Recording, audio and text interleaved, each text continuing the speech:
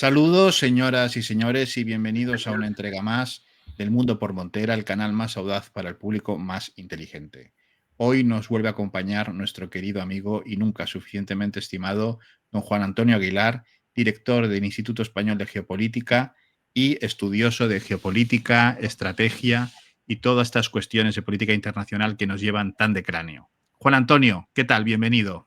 Muy buenas, pues ya sabes, hemos tenido una semana bien rellenita, ¿no? Es decir, Sí. la fase final de esa guerra de Irán con Israel, que acaba en ese alto el fuego que se saca Trump de la chistera, y luego la cumbre de la OTAN, ¿no? Yo creo que esto, es decir, ha llenado la semana y además yo creo que va a tener proyección y repercusión. Por lo menos durante meses, porque es decir, al final, ¿qué se ha conseguido en el Oriente Próximo? Un alto el fuego. Eso es lo primero que yo creo que hay que dejar claro. Cuando hablen de no, la paz, no, la paz todavía no está. Hay un alto el fuego. Entonces, bueno, a ver, yo creo que hay algunas preguntas a resolver que yo imagino que son las que le interesarán fundamentalmente a los que nos ven, ¿no? Bueno, todos han ganado, ¿no? Todos han ganado. Claro, pues es que es lo que me iba a referir. Es decir, hay que empezar por entender que en las guerras postmodernas no se declaran. Exacto.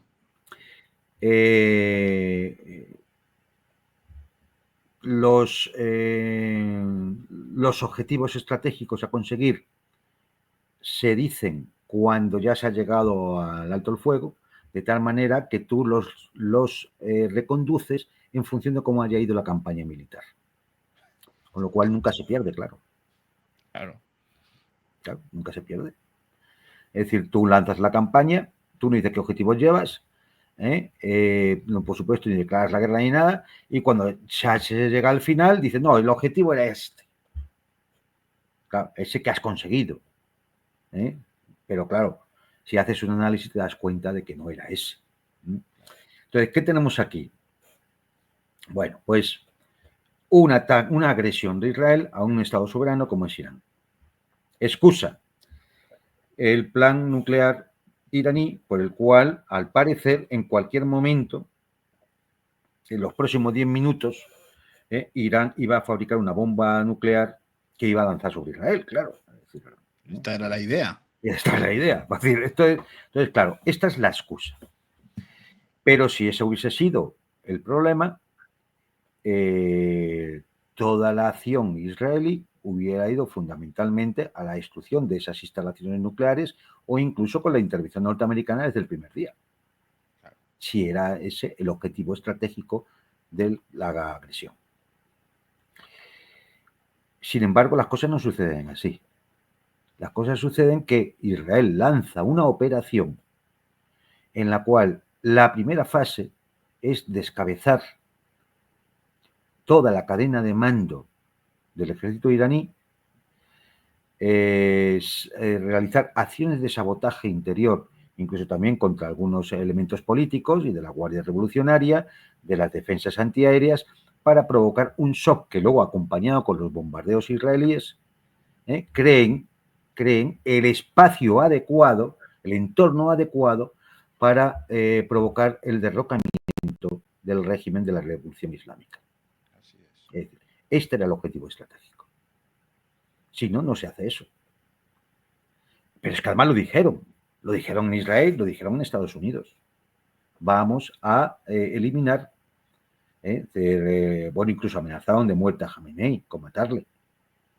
No, y si me permites, tanto es así que sacaron del sarcófago al hijo del Shah, ¿no? Ya tenían preparado el repuesto. Es que, una especie de, bueno, Juan Guaidó con turbante. Bueno, este lleva equipa, Sí, sí. Pero, Entonces, pero bueno, es que lo de Reza Pahlavi, claro, es que fue ya, digamos, el acabose, ¿no? Este hombre. pero era el recambio preparado. Es decir, Claro. esto nos da idea que efectivamente, por mucho que digan, el objetivo estratégico del comienzo de la operación, de la cual tenía conocimiento previo Trump porque así lo dice, aunque luego se desdiga, cuando la, Bueno, cuando la operación fracasa, se desdice. Pero inicialmente él lo sabía, vamos, todo era maravilloso. Las derrotas son huérfanas, ¿no? Es Claro, esto, claro, ¿no? claro. Entonces, bueno, ¿qué podemos decir? Primero, el objetivo estratégico de la operación, que lógicamente se utilizaba a Israel como punta de lanza, pero estaba por detrás Estados Unidos, el Reino Unido, Francia y otros aliados. Los sospechosos habituales. Era el derrocamiento de la Revolución Islámica. Ese era el tema. Y entonces, bueno, pues aquí, claro, llega la siguiente cuestión. Cuando se planifica una operación militar, se hace en función de unos objetivos estratégicos. Si esos objetivos estratégicos no se consiguen, la campaña militar ha fracasado. Has perdido. Esto es así. Da igual lo que hayas destruido del enemigo. Da igual si has descabezado a su cadena de mando que ha sido sustituida por otra inmediatamente. Da igual todo eso. Si tú lanzas una campaña militar y no consigues el objetivo estratégico por el cual realizas esa campaña, has perdido. Claro. Con lo cual, a la pregunta de ¿quién ha ganado? Pues ha ganado aquel que iba a ser destruido su programa nuclear y no ha sido destruido. Iba a ser derrocado la revolución islámica, el régimen político que ya existía, y no lo han conseguido. Chicos, pueden adornarlo como quieran. O sea, Trump puede salir y decir sus estupideces de energúmeno barrio bajero, que da lo mismo. Han perdido. Han perdido. ¿Por qué fracasa la campaña? Bueno, pues fracasa la campaña porque fracasa el primer golpe. Porque la doctrina militar israelí es la de la batalla aeroterrestre, de dar el golpe inicial y provocar el shock y debilitar al enemigo. Porque Israel no tiene una profundidad estratégica que permita una guerra de desgaste.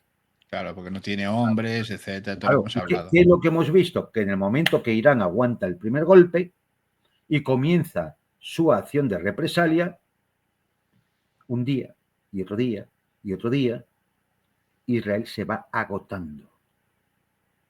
Y se va agotando no solamente por la destrucción de objetivos que ahora ya sabemos que son muy importantes. Lo tenía por aquí, ahora comentaremos. Eso te iba a decir, porque al principio parecía que no, pero empiezan a aparecer imágenes de que la destrucción ha sido... Evidentemente, en Israel se impuso una censura absoluta para que no supiéramos realmente lo que estaba pasando, mientras que curiosamente en Irán no había tal censura, no porque, como pueden pensar algunos occidentales, no, por la libertad de expresión, no. Es porque en la concepción chiita, el martirio es un honor. Un martirio, claro. Y por lo tanto lo tienes que decir porque eso levanta la moral de la población. Claro, es que es el desconocimiento. Y ahora que empieza la Shura, además, el mes sagrado de los chiitas, el martirio es para publicarlo. Es el sumum. Y por lo tanto, si uno cae mártir, lo normal es que todo se sepa y lo digan y lo ensalcen, porque ha llegado al sumum. ¿Vale? Entonces, bueno, pues ahora nos enteramos, por ejemplo, que activos estratégicos israelíes dañados o destruidos totalmente. Y digo algunos, la base Al-Jalil, base militar en el norte, el puerto de Haifa, donde está la refinería que surte de gasolina a todo Israel. Casi nada. La central eléctrica de Haifa, la refinería de petróleo, como he dicho, la base aérea Tel Nof, la sede del Mossad, la base Kiryat, sede del comando militar, el centro tecnológico de la ciudad industrial de Kiryat Gat y el centro de fabricación de los chips, de los de la gran factoría de Intel, que está ahí en Israel. El centro de mando y control del Ministerio de Defensa, las factorías de Rafael, el complejo militar industrial israelí, la central eléctrica de Hadar, una de las más grandes de Israel, el aeropuerto Ben Gurión, el Instituto Científico Weizmann, el Centro Israelí de Investigación Nuclear en el Negev, la base aérea Nevantin, la base aérea de Obda y la unidad 800.000, cuartel general de operaciones cibernéticas e inteligencia del Mossad. Casi nada. Ninguna, ya, en fin. El 30% de las viviendas, de las casas, de los edificios en Tel Aviv está afectado. Un tercio de Tel Aviv está afectado. ¿Por qué? Porque la defensa en capas israelí, que consta de una defensa a corto, que es la famosa cortina de hierro, ¿no?, que vale para los cohetes caseros que lanzaba Hamas y Hezbollah, ¿no?, pero que lógicamente ante los misiles balísticos de crucero o hipersónicos no vale para nada. La onda de David, que es una capa de defensa intermedia, pues prácticamente lo mismo, aunque pueda tener algo de mayor eficacia frente a misiles de crucero o drones y demás, ¿no? Y frente a los misiles balísticos está el sistema Arrow 2, Arrow 3. Un sistema carísimo de misiles de defensa antiaérea que cuesta, creo que son $12 millones cada cohetito. Qué barbaridad. Y que se fabrica muy poco. Esto es lo que había oído, te lo quería preguntar. ¿Es verdad que se produce en 86, puede ser? ¿O un número bastante? Entre 65 y 80 al año. Sí, me pareció una cosa... Sí, porque es un misil carísimo, que se supone que es para, bueno, pues este tipo de productos del complejo militar industrial norteamericano que deja mucha ganancia. Pues claro, es muy caro, no te van a poder comprar muchos, pero bueno, pues mantienes ahí, es decir, bueno, pues venga, este año otros 60, otros 70, ¿no? Claro, son muy caros, y no se produce más. Pero claro, 65, 80, pero eso lo quemaba Israel en una noche. Claro. Eso lo quemaba Israel en una noche. Y por supuesto, absolutamente inútil frente a los misiles hipersónicos, que los hemos visto entrar como flechas. Sí. En las ciudades Imágenes impresionantes. Entonces, bien, es decir, ¿qué pasaba? Pues que uno hace la proyección de lo que ocurre en los primeros 5, 6, 7 días y te das cuenta que te vas a acotar. Es decir, en 3 semanas, 4 semanas, te has quedado sin defensas aéreas. Un dato. Claro.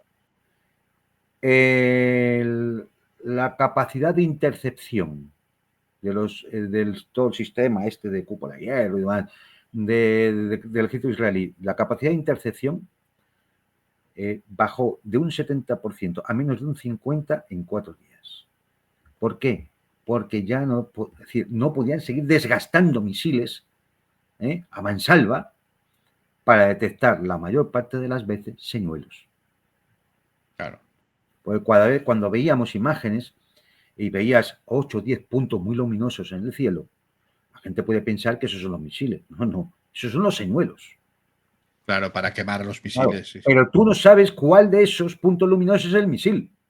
Con lo cual, ¿qué tienes que hacer? Lanzar interceptores a todos los puntos luminosos, todo lo que te cree eco de radar. Claro.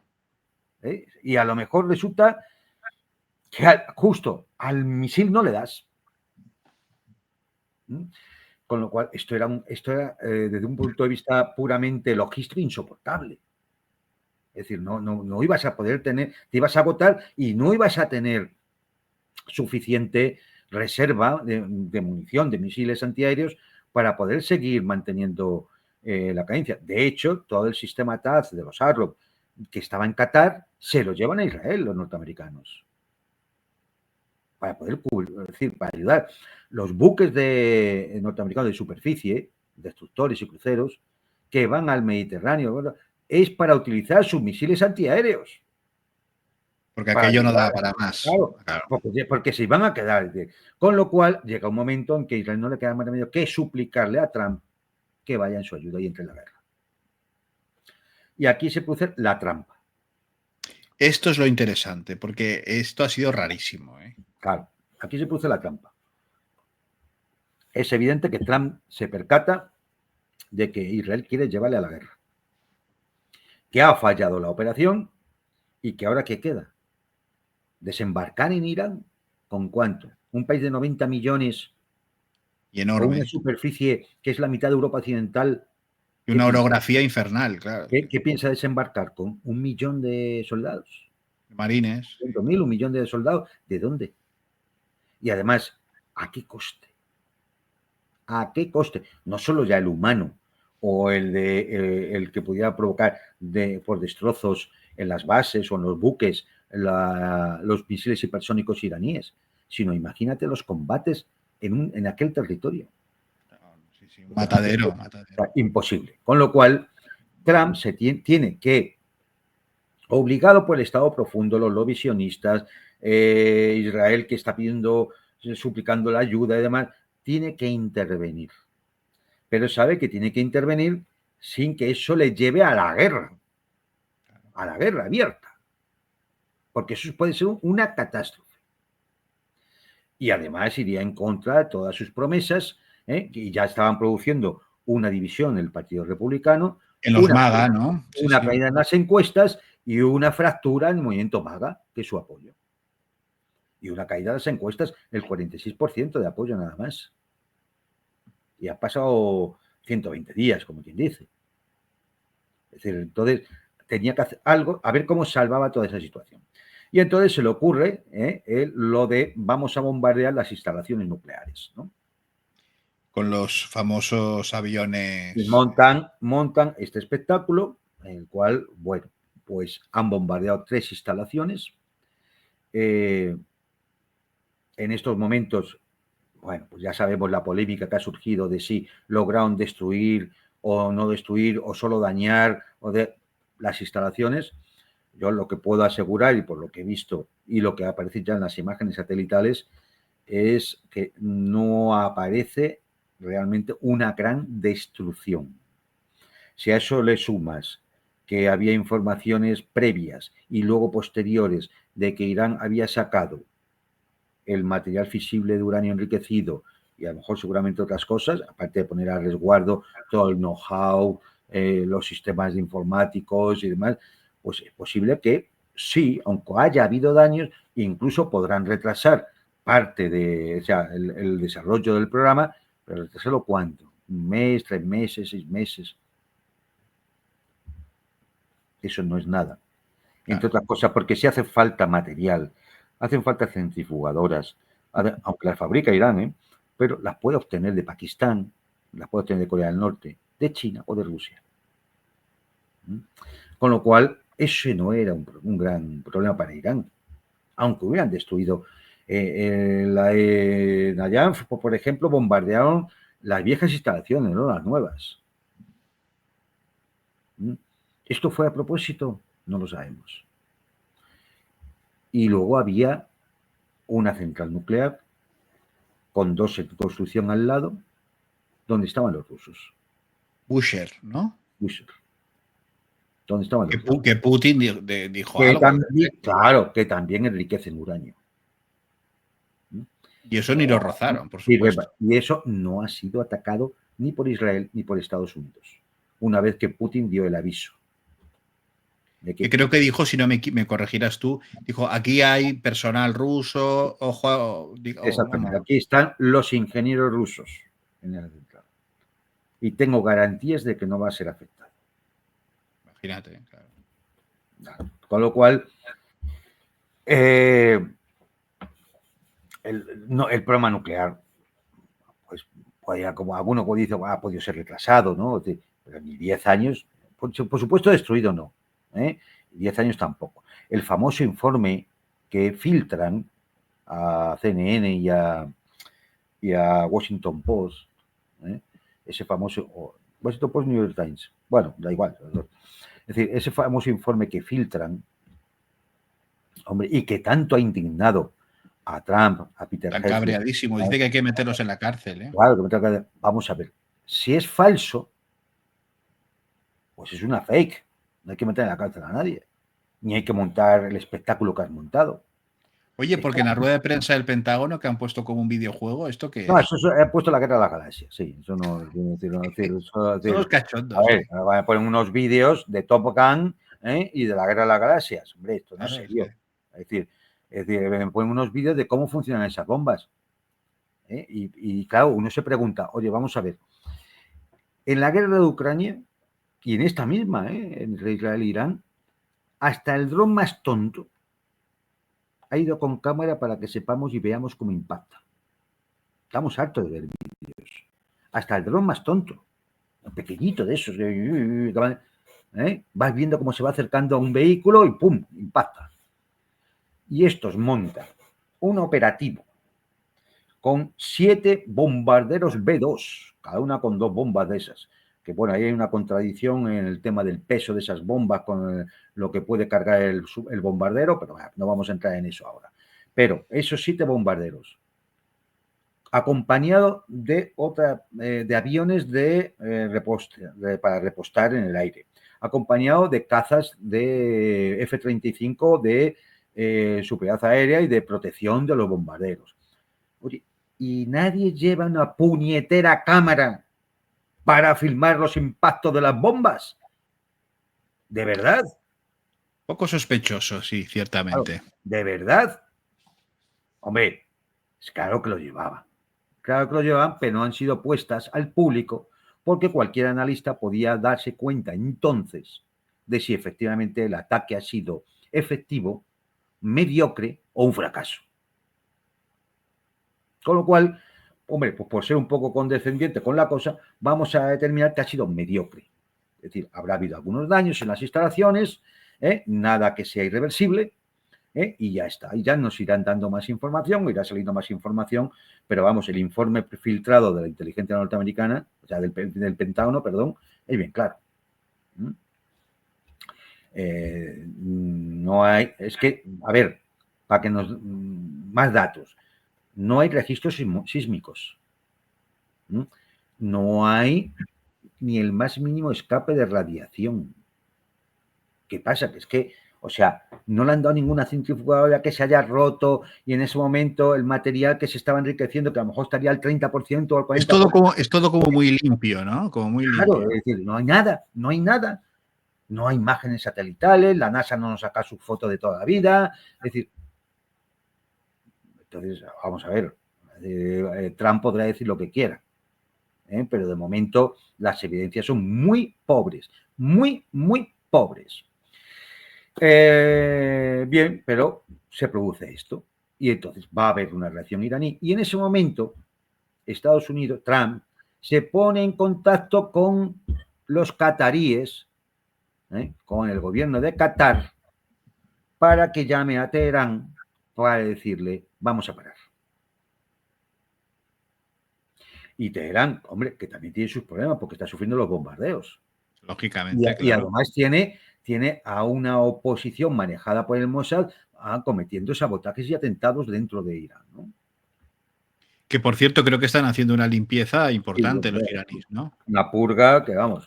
Entonces, bueno, pues se ponen en contacto y, claro, algo le tienen que ofrecer a los iraníes para que acepten que ellos hagan una respuesta a una base que han vaciado, que ya no tiene aviones ni tiene nada, la base más moderna, pero y la más grande está en Qatar, pero que han vaciado. Y entonces lanzan 14 misiles, bastante antiguos, por cierto, sobre esa base, y que lógicamente no van a tener ningún efecto porque no hay nada allí. Han vaciado la base. El propio Trump habló y dijo que le quitaba importancia a ese ataque a sí mismo. No, eso estaba pactado. Es evidente que estaba pactado. Y las autoridades de Qatar estaban avisadas, estaba todo el mundo avisado.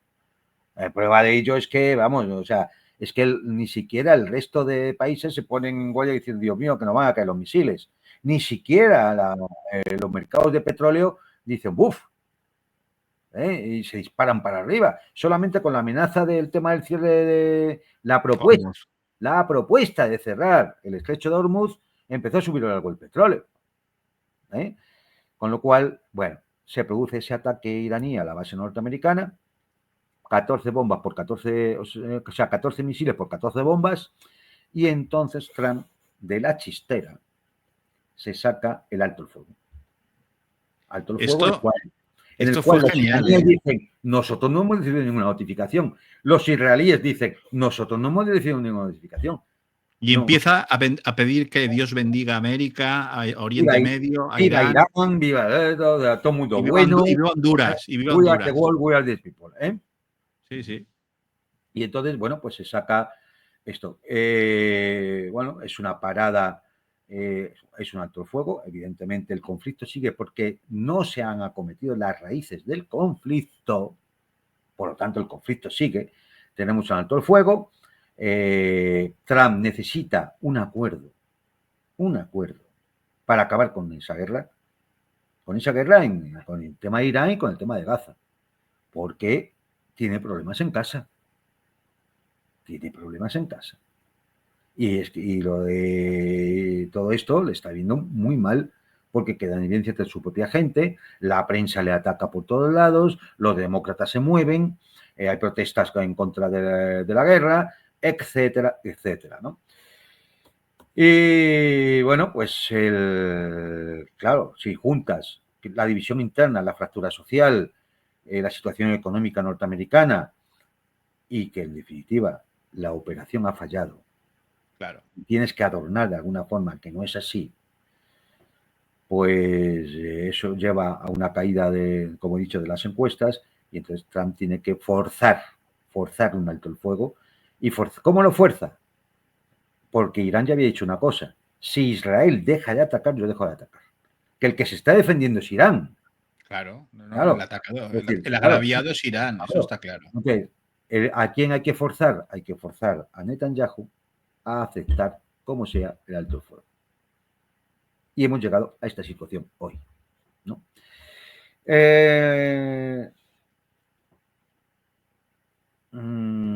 Claro, hay muchos más aspectos aquí, ¿no? Es decir, ¿qué más cosas? ¿Por qué se quería derrocar al régimen de la Revolución Islámica de Irán? Porque este es el aspecto fundamental. Ya sabemos que ese era el objetivo. ¿Por qué? Pues porque Irán es un puntal geoestratégico fundamental. Es verdad que está la seguridad de Israel, y eso en la política norteamericana tiene un peso indiscutible por el poder que tienen los lobbies sionistas. Eso es así. Los cuatro mayores millonarios, o sea, los cuatro millonarios que han hecho mayores aportaciones a la campaña de Trump, los cuatro son sionistas. Hay importantes sionistas y neocons dentro de la administración de Trump que pujan por la guerra. El interés del complejo militar industrial era que se continuara la guerra, porque lógicamente ahí está su rentabilidad. Yo creo que una de las razones del 5% de la cumbre de la OTAN y de todo esto es, de alguna manera, taparle la boca a ese complejo militar industrial, porque Trump quiere acabar con la guerra. Por lo tanto, hay que, de alguna Hay que forma, buscar dinero, hay que tienes que, buscar claro, dinero. tienes que pagarle, a ver cómo le vas a dar de comer a los otros, ¿no? Del complejo militar industrial. Y entonces, bueno, pues es decir, todo esto confluye. Pero realmente el objetivo, ¿cuál era? Ir a por, como digo, derrocar el régimen iraní, porque Irán tiene una grandísima importancia. Hay lo que se llama el triángulo Primakov. Eugeni Primakov, que era un geopolítico ruso de la época de Yeltsin, de la época soviética, y después de el gobierno de Yeltsin, que era el único que allí entendía de geopolítica en aquel gobierno dirigido por un borracho, ¿no? ¿Este Y Primakov no fue ministro de Exteriores de Rusia, puede ser? ministro de Exterior de Defensa. Yo Tendría me que mirar. acuerdo de un Primakov, me Sí, acuerdo. Primakov. Pues el triángulo de Primakov es China, Rusia, Irán. Sobre esos tres puntales se puede empezar a hacer una construcción de un bloque euroasiático. Y de hecho, una de las tres ramas de la ruta de la seda va de China a Oriente Próximo, Mediterráneo Oriental, a través de Irán. Y el corredor norte-sur, que viene de Rusia, llega hasta la India, pasa por Irán. Es decir, Irán es un punto fundamental y es una potencia en una zona del mundo, la única que da 5 mares, Pentalasia, que creo que alguna vez lo hemos comentado. Sí. Entonces, claro, Irán es fundamental. Y alguien dirá, pues no parece que los chinos y los rusos hayan ayudado mucho. No es cierto. China ha mandado lo que tenía que mandar, Pakistán ha mandado lo que tenía que mandar, y Rusia ha ayudado en lo que tenía que ayudar.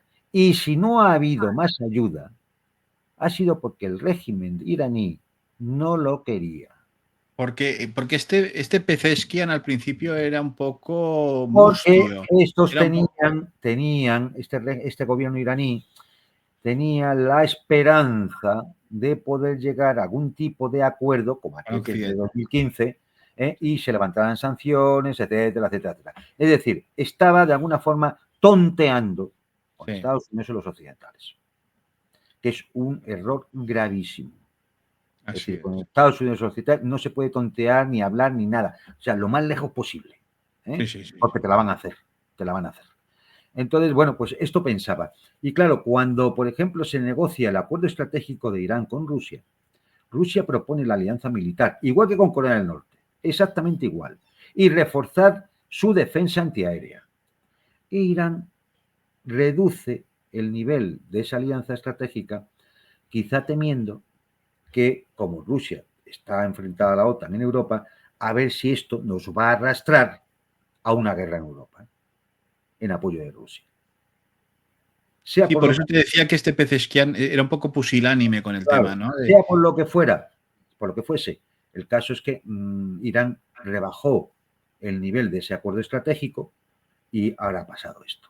Claro, y Bueno, ahora ha pero el pasado ministro de esto, Exteriores se fue claro, directamente. ahora ya se han ido todos para allá. Claro, ¿a qué? Vamos a renegociar, porque, es decir, efectivamente, señor Putin, tiene usted razón.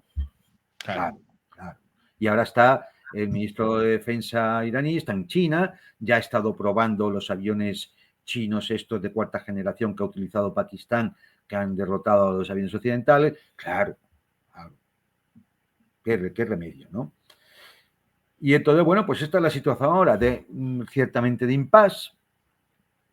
A Israel, por supuesto, lo que le interesaría es seguir la guerra, claro, interviniendo los Estados Unidos y sus aliados, porque si no, no la puede ganar. Eso te iba a Eh, preguntar, ¿cómo está Israel en estos momentos? Es decir, mermado, ¿no?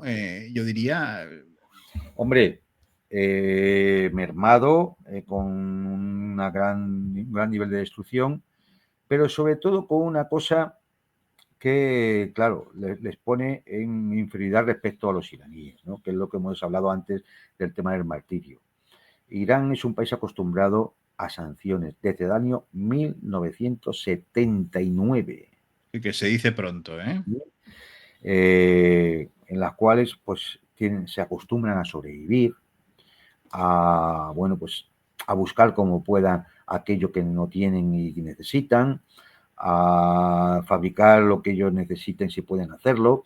Es decir, que además tienen todo ese concepto del martirio, del sufrimiento, ¿no? Es decir, es un país muy nacionalista, muy patriótico, Con una fe férrea, ¿no? con una fe religiosa férrea, efectivamente.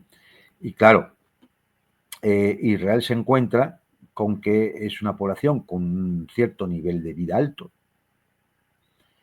que además muchos de ellos pues tienen dos pasaportes, ¿sí?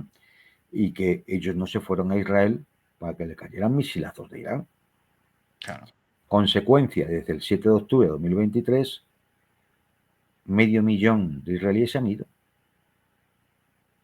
teniendo en cuenta, porque Israel tiene 9 millones y pico de habitantes, pero casi 3 millones son árabes. Claro. ¿Mm?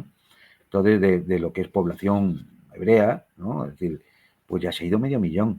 Y hemos visto esta semana imágenes de cómo por barco, por chalupa, por cayucos o por el Sinaí se iban los Sí, sí, israelíes. se largaban. Claro. ¿Por qué? Pues porque ellos no tienen esa condición de sacrificio, ni tienen por qué. Muchos de ellos tienen el pasaporte de otros países, posiblemente tengan hasta familiares y posibilidades de negocio, lo que sea, en otros países. Y, hombre, ¿por qué van a estar aguantando una cosa que siempre les habían prometido que nunca pasaría? Porque Israel era invencible, inexpugnable. Y eso también ha caído. Sí, este es Eso un mito que ha caído. Esto sí que es cierto, Claro. ¿eh? Claro, y eso también ha caído. Y por tanto, uno a nivel político-militar, uno puede pensar, hombre, los americanos siempre van a estar aquí, los yanquis, para ayudarnos estas cosas. Pero el ciudadano de calle, ese, pues le podrán decir todo esto, pero él lo que ve es que en la calle en la que vivía está todo hecho escombros. Claro. y que a lo mejor no le ha pasado nada a él y a su familia de milagro, y que la economía está destrozada porque una de las tácticas utilizadas por Irán era no solamente hacer el daño físico de los misiles y demás, sino era asfixiar la economía israelí. ¿Cómo? Pues muy sencillo. Si tú estás lanzando pequeñas oleadas de misiles varias veces al día, de 15 misiles, de 20 misiles, varias veces al día, tienes a toda la población de Israel, porque es pequeñita, metida en los refugios todo el día, sin producir, sin trabajar. Recordar a nuestros espectadores que, para que se hagan una idea, Israel debe ser del tamaño de Valencia, de la Sí, de región, Valencia, sí, sí, sí, de la más o menos. Comunidad Valenciana. Es decir, Más o menos, sí, sí, sí. para que se imaginen el tamaño. ¿Sí? O sea, es que, Claro. claro, es un blanco, ¿no? No es Sí, Irán. es que tú concentras ahí 20 misiles y tú no sabes dónde van a caer y claro, tú tienes que meter a todo el mundo en los refugios. Y paralizas todo, claro. Paralizas todo. Y paralizas la economía un día y otro día y otro día a un coste de 20 misiles por oleada, es decir, 60 misiles al día a lo mejor. Es que, es Mientras decir, los otros están con esos que valen 12 millones de dólares cada día, claro, ¿no? los intentan parar con unos sistemas de defensa antiaérea que son carísimos. Y no solamente que sean carísimos, sino que se fabrican muy poco. Claro. Y que se tarda en fabricar. Es decir, son sistemas de armas muy complejos, muy complejos. Es decir, con lo cual, bueno, pues esta es una de las cosas que también hay que tener en cuenta y en definitiva, pues era un proyecto estratégico que ya venía dicho por el propio Netanyahu y por Israel. Es decir, ellos empezaron a no diseñarlo, porque eso estaba diseñado. Eso estaba diseñado incluso por el Instituto Brookings, por el propio libro de Netanyahu y demás, estaba desde hacía años y años y años. Hombre, hay imágenes de Netanyahu hablando del tema nuclear iraní de hace, bueno, 20 años o más. Es decir, con lo cual, pero si la puesta en ejecución del plan, dice el propio Netanyahu que comenzó hace 8 meses. Es decir, estaba todavía Biden en la presidencia de los Estados Unidos cuando se pone en marcha el plan. Porque hay que tener en cuenta que no se puede estar metiendo drones y misiles antitanque en Irán, así como así, escondiéndolos, incluso pusieron una fábrica en un taller, una fábrica de sí, sí, drones. sí, sí, sí. Es decir, esto es una operación que lleva mucho tiempo, mucho tiempo. Se dio iniciar el proceso de ejecución hace unos 8 meses y se ha llevado a cabo ahora. Y entonces, claro, uno se pregunta, vale, muy bien, ya claro, tenemos claro cuál es el objetivo, también tenemos claro que ha fallado. La causa, o sea, el tema es derrocar al régimen islámico de Irán. Sabemos la importancia geoestratégica que tiene Irán y, por lo tanto, el objetivo último era una acción realmente contra China. Es decir, bloquearle una de las rutas de la seda terrestres a China. Es decir, desde el punto de vista de la geopolítica global, ese era el objetivo. Y en esto los chinos deberían de tomar nota. Sí, Mucho pero más. Yo creo que no, pero yo creo son que especialitos, ¿eh? Son sí, especialitos. pero tienen que tomar nota. Y ya te digo yo que tomarán nota. Que hayan llevado al ministro a ver los aviones esos es porque se los van a dar o se los van a vender o les van a hacer un contrato adecuado o lo que sea. Porque China necesita a Irán, Rusia Claro, también. ¿Sabes? Y Irán necesita a China y a Rusia. claro. Y Irán es la avanzadilla de defensa de Pakistán, que también está amenazado. Sí, sí. Entonces, pues bueno, esta es un poco la situación tal como hemos llegado a ella. No me he parado en todas esas situaciones chistosas del fantoche de Washington, que es una cosa realmente... Bochornosa, es Sí, bochornosa. sí, muy bochornosa, pero además, es decir, no sé si porque es lo que tiene así o no, pero además acaban consiguiendo su efecto, ¿no? Entonces la gente se pone a hablar, en los medios de comunicación, ¿no? Se ponen a hablar de la última estupidez que ha dicho Trump o el último tuit diciendo mamarrachadas o diciendo cosas que son realmente graves. Ya no es el tono mafioso, amenazante, de chuloputas de barrio. No, Desde luego. simplemente el hecho de decir de la injerencia en los asuntos internos de Israel, en su poder judicial, pidiendo que Netanyahu Que no no se se siente en el juzgue. banquillo y no se le juzgue. ¿Pero esto qué es ya? Pero este tipo, pero es que, es decir, es que nadie le va a decir, nadie le va a cantar un día a las 40, es decir, mire, usted es un fantoche, ¿eh? Es decir, usted es un impresentable. Que alguien se lo tendrá que decir algún día. Es decir, vamos, cualquiera que me diga sabe que no soy precisamente un pro Netanyahu, ni un pro israelí, pero hombre, ¿usted cómo se va a meter en las decisiones judiciales de un Estado soberano? Desde luego. Es decir, esto no tiene, vamos, en fin, pero y esto es, bueno, pues un poco el análisis dentro de lo que cabe y podemos, ¿no? De lo que ha pasado estos días y mucho me temo que esto continuará, ¿no? No deja de ser más que una pausa en un conflicto que va a seguir, por lo que he dicho antes, porque las raíces del conflicto siguen ahí. Claro, Entonces, claro. que nadie De tenga... todas formas, el que Estados Unidos tenga un presidente de este tipo y de esta calaña, ¿no? Yo creo que encaja un poco con lo que hemos venido hablando en esos programas y que tú muy bien nos has ido explicando, ¿no? Que es la decadencia de Estados Unidos. Es decir, es Claro, un... claro, Claro, o sea, es que aquí, a ver, eh, eh, hay todos los imperios tienen una fase en la que van entrando en decadencia, por muchas claro, razones. Hay leyes geopolíticas al respecto, ¿no? En cuanto a la extensión, es decir, cuando ya tienen una extensión excesiva y sus líneas logísticas se debilitan, cuando aparecen potencias emergentes que le confrontan, ¿no? Es decir, aumenta el poder relativo de otras potencias que se juntan para enfrentarse a la potencia hegemónica. Es decir, todo esto lleva a una situación, bueno, pues de desgaste de toda forma del hegemón, ¿no? De toda forma imperialista hegemónica, ¿no? Y pues esto está ocurriendo con Estados Unidos, donde pues empiezan a aparecer graves contradicciones y fallas que han aparecido ya en imperios en la antigüedad. O sea, no es nuevo, ¿no? Es decir, cuando resulta que tu ejército va disminuyendo y al final tienes que meter a inmigrantes que vienen de fuera o a fuerzas mercenarias, pues eso ya es un síntoma de decadencia.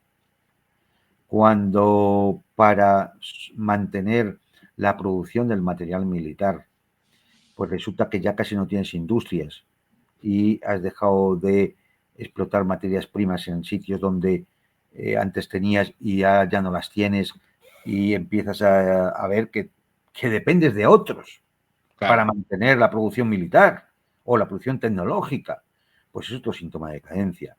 Cuando vas perdiendo redes comerciales globalmente o tu moneda está dejando de ser poquito a poco, van dejando de ser las reservas en los bancos centrales de otros países, empieza a disminuir, pues es otro síntoma de decadencia.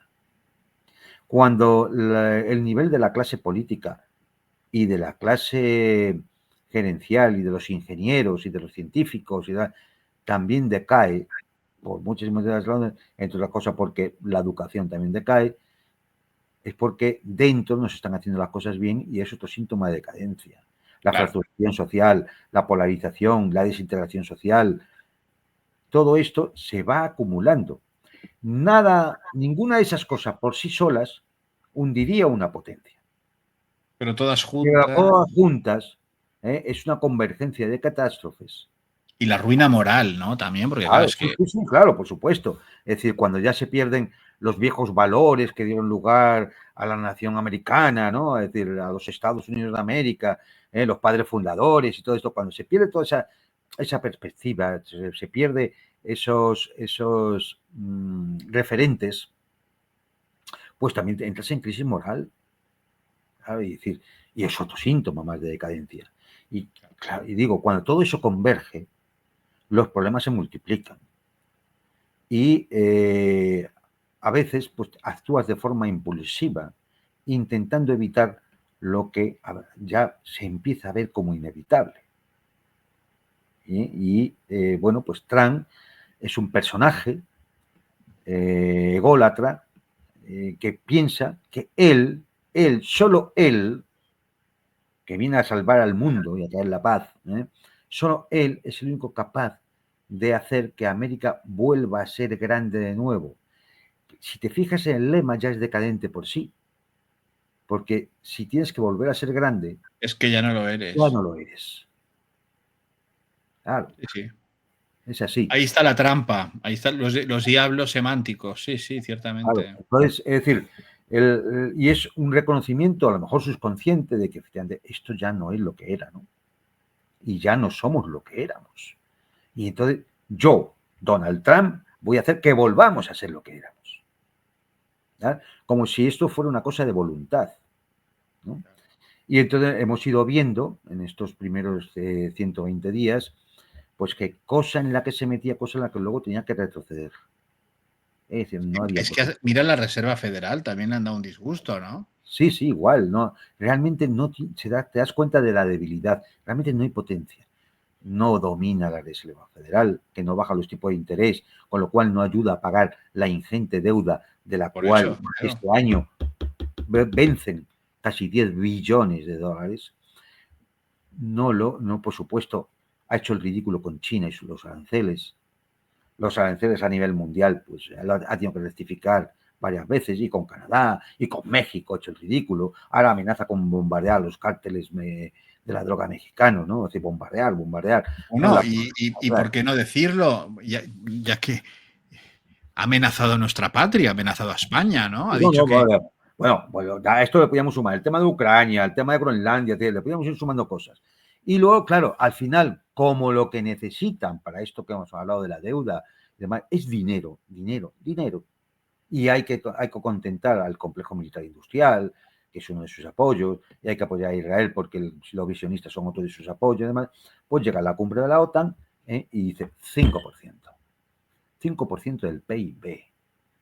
5% del PIB.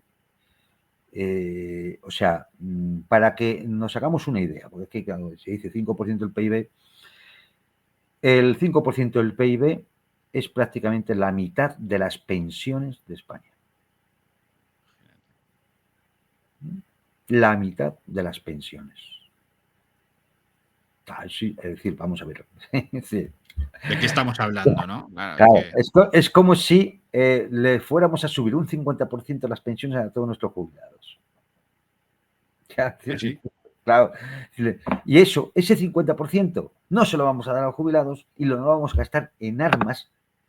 Al complejo industrial complejo militar industrial norteamericano. Que es lo que no dicen, porque dicen hay que subir el presupuesto en defensa. Todo por una fantasmagórica amenaza rusa que se contradice con el discurso habitual de que Rusia está perdiendo, Rusia no avanza. Vamos, de hecho, Trump en la reunión que ha tenido Zelensky, la reunión que ha tenido ahora con Trump, le ha expuesto el plan de campaña y de cómo los rusos están en retroceso. Claro, es decir, esto claro, no es creíble, ¿no? Y entonces, bueno, hay un gobierno, hay un país, en este caso es España, independientemente del más esfuerzo de nuestro presidente, totalmente, en el cual, pues, lógicamente, incluso yo creo que incluso con un cálculo político, el presidente Sánchez ha dicho, es que esto no lo voy a poder pagar. Si es que es imposible. Si es que no tengo presupuestos. Estamos con los presupuestos de 2023. En 2024 no ha habido presupuestos. En 2025 no va a haber presupuestos. Y en 2026, si es que Pedro Sánchez llega, porque yo tengo la sensación de que le han puesto ya la cruz. Sí. Pero no los de abajo, los de arriba. No, los de arriba. Claro. Entonces, es decir, si es que Pedro Sánchez llega a 2026, es muy dudoso que pueda tener presupuestos en estas condiciones. Con lo cual, ¿de dónde va a cometer ese 5%? Es lógico que se niegue. No solo es lógico. Si me apuras, es hasta... lo puede hacer por egoísmo. Vale. Lo puede hacer por un rasgo de dignidad que le ha surgido porque se ha mirado al espejo y han dicho, pero es que estos tipos nos van a hundir. Es decir, me da igual. Lo cierto es que dice que no, al 5%. Y entonces llegan nuestros aliados. Los suecos, los daneses, los belgas, incluso la petarda de Meloni. Por cierto, te voy a poner vamos a ver unas imágenes de Meloni en la cumbre de la OTAN que no sé si salía de una discoteca o algo así. No sé, a ver qué opina. Ya. Secondo Putin è un vertice importante, tanto chiaramente per gli impegni. Messaggio molto importante, mi pare di aver detto tutto. Non c'è stata la reazione di Trump Su una politica espansiva. ma noi come faremo a produrre proiettili, carri armati? Non mi pare che risolviamo grandi problemi. L'opposizione diceva che l'Italia avrebbe potuto fare come la Spagna, no? Scusi, con il presidente Trump è riuscito a parlare ieri sera anche del tema dazi? Schiudo al 10% i dazi. Tajani ha detto che va bene così, lei è d'accordo? Impegnatissimo per ottenere questo risultato. Aumenti sostenibili, ha detto l'Italia, però parliamo comunque di circa 100 miliardi in 10 anni, così è il calcolo, tra sicurezza e difesa. Dobbiamo andare, Fare la colonna europea. Sì, sì. Bueno, aquí la tienes, ¿no? O sea, no sé si estuvo con Zelensky en un tete-a-tete. A mí me ha recordado a la niña del exorcista, para que te diga. A mí me ha recordado a la niña del exorcista. Una especie de endemoniada, ¿no? Imagino que producto de algo. ¿Tú crees que estuvo con Zelensky tomándose bicarbonato? No sé. Por Igual los estuvo Muñoz? con el trío del tren, de la servilleta. Exacto, con Macron y Merz y Starmer. Estaban todos allí, estaban todos juntos, ¿no? Es decir, bueno, pues como digo, nuestros aliados poniéndonos o sea, sacándonos los colores. Y llega Trump y encima nos amenaza. Sí. Y nos amenaza diciendo que vamos a pagar el doble. Sí. Pero no el doble a la OTAN, sino el doble a Estados Unidos, porque nos va a meter aranceles. Luego entonces queda al descubierto que todo el tinglao de la OTAN es la de una organización mafiosa y criminal que quiere sacarle el dinero a los europeos para dárselo al padrino, a Papi, que dijo el imbécil de Rutte, secretario general de la OTAN.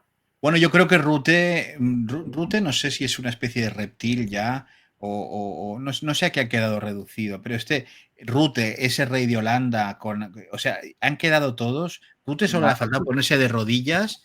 Mira, a ver, bueno, ha sido algo vergonzoso. No, es decir, el bochorno es absoluto, ¿no? Pero tampoco tenemos que llevarnos las manos a la cabeza. ¿Quién es Rutte? El portavoz, o sea, el secretario general de la OTAN, un portavoz. No es nadie. Es un dominguillo. No es nadie.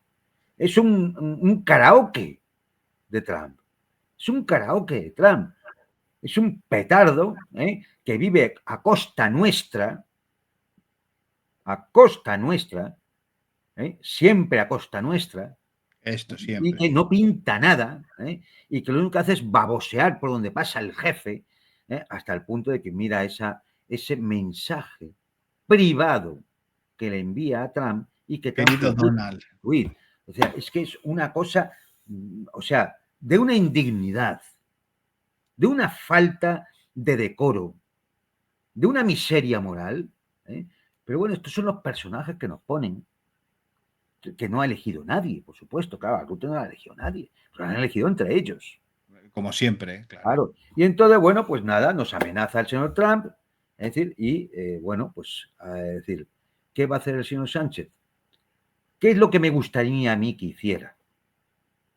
Ahí te quiero escuchar, a ver. ¿Qué es lo que me gustaría a mí que hiciera? Si le queda un rasgo de dignidad y teniendo en cuenta de que ahora mismo los de arriba han decidido que se acabó y la van a echar de la forma que sea. Y diré por qué. Le van a echar porque todo lo que está saliendo de Sánchez ya se sabía, era posible. Y todo está saliendo por una razón muy sencilla, porque Sánchez ha cometido un error. Reconocer el Estado palestino. Y pedirle a la Unión Europea que se suspenda ese acuerdo preferencial que se tiene con Israel, porque es una vergüenza que haya 18 paquetes de sanciones a Rusia cuando no hay nada contra Israel a pesar del genocidio en Gaza. Y ahí ha firmado su sentencia. Y ahí ha firmado su sentencia, porque ahí ya efectivamente ha tropezado, no sé por qué lo ha hecho, no sé si por convicción o porque se ha visto presionado por sus socios de gobierno, no lo sé. La cuestión es que lo ha hecho, sí. Pero está condenado, Pedro, estás condenado. Entonces, mira, sabes que vas a salir ya. Tardarán más, tardarán menos, vas a salir. Te están preparando, incluso el recambio, los tuyos están preparando ya tu recambio. Ya la espalda le huele a pino, Claro. a pino político. El acto de dignidad que podrías tener y que yo te pediría era, te presentas ante los españoles, les dices que el 5% no lo podemos asumir. Convocas un referéndum para sacar a España de la OTAN. Hombre. Y nos vamos de esa organización criminal, de esa banda mafiosa, al servicio de don Vito Corleone Trump, que viene aquí a sacarnos el dinero a todos. Y lo que es peor, incluso a llevarnos una guerra, si ello fuera necesario para las clases dominantes, para el complejo militar industrial, las tecnológicas, la burocracia de Bruselas, la City de Londres y los lobbies de distinto tipo que te apoyan en Estados Unidos. Eso lo puede hacer Pedro Sánchez. Sí. Lo puede hacer. De verdad, ¿qué va a perder ya? No, que está condenado desde que hizo eso, yo creo que es evidente que ahí saltó una línea roja que tiene toda esta gente marcada para todos los políticos. Y entonces, no sé, fíjate lo que te digo, si hiciera eso, entonces sí podría pasar a la historia. Porque en el fondo, cuando el tiempo pase, nadie se va a acordar ni del software de la Complutense de su mujer, ni de las putas de Ábalos, ni de los puticlubs de los otros, ni del Peugeot, ni de todas esas... Se acordarían de que en un momento determinado, en un momento en que era necesaria la dignidad nacional y evitar que esquilmaran más a los ciudadanos españoles, este tipo dijo, referéndum no vamos.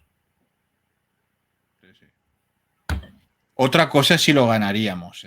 Bueno, pero él al menos habría hecho lo que porque es vergonzoso ver cómo toda la derechuza sionista, vendepatrias, en fin, todos estos están en el ajo, pero vamos, hasta el corvejón. Es que el gran problema de político, y esto es una cuestión interna de España, que sabes que me da mucha pereza hablar de la política española, pero el gran problema es la izquierda. Porque si la izquierda fuese lo que tiene que ser, como siempre, una opción política apoyada en las clases trabajadoras y en defensa de las clases trabajadoras y medias y de los pequeños empresarios y buscando el bien común, si fuera eso, no tendríamos que aguantar posiblemente que de buenas a primeras no vaya a venir un gobierno vendepatrias, aliado de Israel y, por supuesto, haciendo sus reverencias a don Vito Corleone Trump, como ha hecho Rutte, que fue primer ministro de Holanda, y como han hecho todos, incluida la Meloni, en esta cumbre de la OTAN en La Haya. Así es. En fin, querido Juan Antonio, veremos a ver qué pasa. Seguiremos analizando todas estas cuestiones y a ver qué pasa si hay un segundo round, ¿no? Como suelen decir en todo esto de Irán e Israel. Esperemos que no, por el bien de yo espero que ahora, es decir, como la presión la tiene Trump, no creo que permita que se le vaya de las manos esto. Porque, hombre, es decir, va en contra de lo que él quiere y lo que él necesita en ese plan de volver a hacer América grande y demás, ¿no? Entonces, yo creo que de alguna forma espero que efectivamente las cosas en Oriente Medio se calmen. E intentará volver a la cara con el tema de Ucrania a ver si se calman. Porque es que, es decir, es que dentro de un año está en campaña electoral y puede perder las cámaras en una situación política muy delicada y que se acabó su presidencia, que se acabó. Sí, sí. O sea que, bueno, es la esperanza que tenemos todos de que de nuevo no se vuelva a incendiar, a pesar de Netanyahu, no se vuelva a incendiar toda la zona. A pesar de los pirómanos, pues que ponga un poco de orden, aunque sea por egoísmo propio, pero que bueno, que eso redunde por carambola en el bienestar general. En fin, querido Juan Antonio, mil gracias como siempre por tu inmensa capacidad didáctica y pedagógica explicándonos todas estas cuestiones que no explican los medios de comunicación, porque si tenemos que ir a los medios de comunicación eso ya sería para 3 programas, si tuviéramos que analizar cómo han explicado todo esto los medios de comunicación convencionales, es decir, no han contado nada prácticamente. La gusanera, como tú dices, o sea, no han contado nada de nada. Y bueno, para eso estamos aquí y para eso pues animar a nuestros espectadores que se suscriban, le den al me gusta, Fundamental. le den al me gusta para poder ayudarnos a sortear la censura, porque estas cosas no gustan, que se sepan, y si les va bien y así lo quieren, pues pueden ayudar al canal económicamente mediante Bizum a estos 2 números que aparecen aquí, o vía PayPal si les es más cómodo o nos ven desde fuera de nuestras fronteras. Y también pueden unirse al canal de Telegram, @elmundopormontera, donde hay información puntual y concreta que a veces no se puede poner en la plataforma. Quedaremos muy agradecidos porque, como muy bien sabes, Juan Antonio, la censura va haciendo su trabajo. Pero vamos, además cada día más fina, oye. Sí, sí, y además hasta su majestad el rey, don Felipe, ya dijo que había voces peligrosas. Voces peligrosas, ¿no? Hasta el rey lo dijo. No, una camiseta no va a poner una camiseta. Voz, somos una voz peligrosa. Somos una voz peligrosa. Él lo dice con la chapa de la Agenda 2030 y nosotros con la camiseta de voz peligrosa. Querido Juan Antonio, mil gracias. Muchísimas gracias. Pues nada, un placer y un saludo a todos. Y a ustedes, señoras y señores, muchísimas gracias por haber querido conectar una semana más con El Mundo por Montera, el canal más audaz para el público más inteligente. Buenas tardes.